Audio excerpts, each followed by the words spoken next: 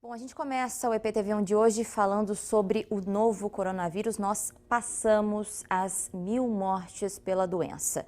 E para a gente repercutir nessa triste marca aqui no sul de Minas, a gente conversa mais uma vez com o professor de epidemiologia da Unifal, professor Sinésio Inácio da Silva Júnior. Professor Sinésio, muito bom dia. Obrigada por estar com a gente em mais um EPTV1. Bom dia, é sempre um prazer, sempre à disposição. Professor, por que a gente chegou, nesse número tão alto? É reflexo das flexibilizações que a gente está tendo aqui na região? De fato, as flexibilizações, elas criam oportunidades, de contato das pessoas, entre as pessoas e aglomerações. Mas, além disso, um outro cuidado que nós deveríamos estar tendo e estamos falhando é no uso na medida de prevenção. O uso correto da máscara, a higienização de mãos, de superfícies e, especialmente, o uso correto das máscaras.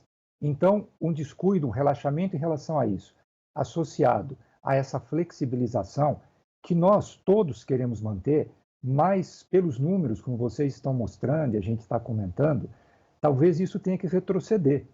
Isso é muito ruim. Então, a flexibilização mais feita de uma maneira em que as pessoas não colaborem, não haja uma fiscalização sobre esse uso das medidas de prevenção, sem dúvida nenhuma, está colaborando e vai colaborar para a situação piorar.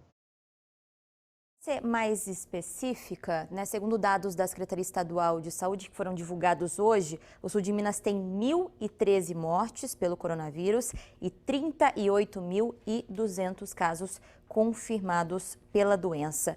Professor Sinésio, uma previsão do que pode acontecer daqui para frente?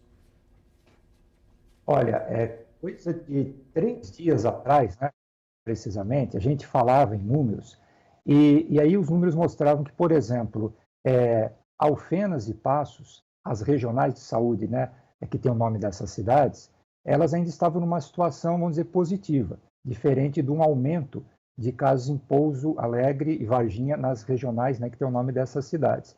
No entanto, o que a gente nota, Por aquele critério que o pessoal está vendo aí, da tal da média móvel, do número de casos e de mortes, mas vamos falar dos casos em relação a 14 dias anteriores. Olha só, hoje, 17 de novembro, a regional de Alfenas, ela registra um aumento de 37% na média móvel. Passos ainda está com menos 4%, mas isso configura estabilidade, quer dizer, estava bem, está estabilizando. E como a gente lembra, para subir precisa estabilizar. A regional de Pouso Alegre aumentou em 75% a média móvel. A regional de Varginha, 67%. E o sul de Minas, em número de casos, em relação a 14 dias atrás, pela média móvel, um critério nacionalmente aceito e praticado, aumentou 50%. O que esperamos, infelizmente, que possa acontecer? Esses casos, e tem uma proporção deles que vai evoluir para agravamento, está aumentando as internações e o número de óbitos vai aumentar. O sul de Minas, em relação hoje, a 14 dias atrás, já tem uma média móvel de 22% a mais de mortalidade. Então, infelizmente, nós vamos ter que ver o reflexo dessas aglomerações que houveram, o pessoal festejou com resultados de eleições, em número de casos, por exemplo, daqui 10, 12 dias, em número de mortes, infelizmente, entrar no mês de dezembro, no mês de Natal, talvez observando, sim, um aumento, uma escalada também do número de mortes. Essa é a minha próxima pergunta, essa questão das eleições, que o processo foi todo controlado, mas houve comemorações, aglomeração nessas comemorações. Você falou das médias móveis, de quanto estavam os números. Antes da gente seguir nosso bate-papo, vamos só conferir então os números aqui do sul de Minas divulgados hoje pela Secretaria Estadual de Saúde. Vamos ver então, gente, conferir. Esses números foram divulgados essa manhã, dá só uma olhada. Hoje foram confirmadas 18 mortes em 13 cidades da região. Entraram para o levantamento 3 mortes em Poços de Caldas, 2 em São Sebastião do Paraíso e uma em Varginha, Três Corações, Campo Belo, Lavras, Itapeva, Jacutinga, Itainhandu, Caldas, Luminárias, Muzambinho e Carvalhópolis. Também foram confirmados 587 casos em 78 cidades. O sul de Minas tem agora mais de 38.200 casos confirmados, com 1.013 mortes.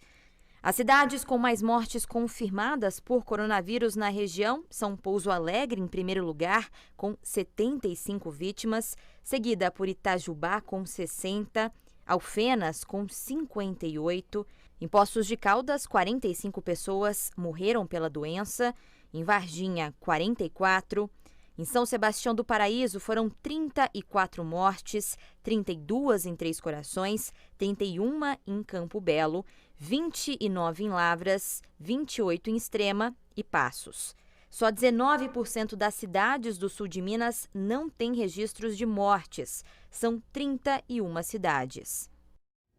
Bom, números que são altos, né, professor? Você até adiantou para a gente a questão da eleição, né, que a gente vai entrar em dezembro vendo esses reflexos.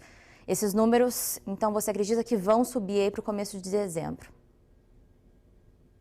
Infelizmente, né, ninguém tem nenhum prazer em falar uma coisa dessas, mas é uma questão já estabelecida. Você aumenta o número de casos, existe um percentual desses casos que vão evoluir para casos mais graves e dentro desses casos, os óbitos. Então, nós estamos revivendo, não é nem uma segunda onda, é sempre bom lembrar, nós não terminamos uma chamada primeira onda, talvez uma reescalada, e com esse aumento do número de casos, nós vamos, infelizmente, observar o aumento do número de mortes.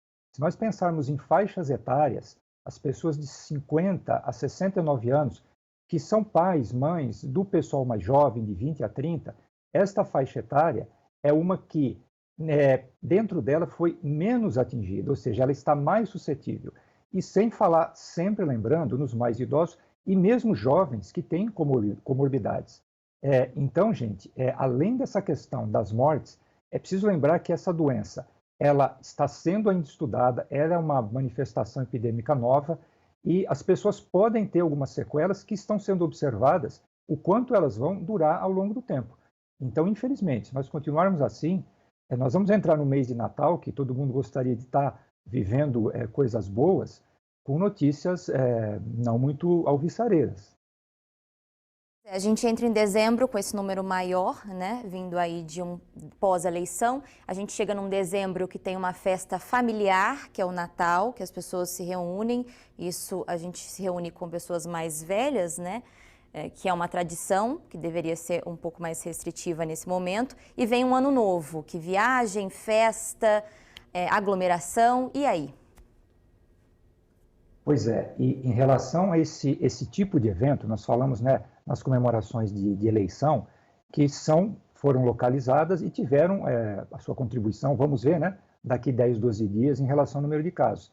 Mas, como foi bem colocado, as festividades de Natal, Ano Novo, elas, além de promoverem aglomerações que sejam as familiares, né, que tem sido um fator de muita importância na transmissão da Covid-19, as pessoas vão viajar mais, as pessoas vão circular mais.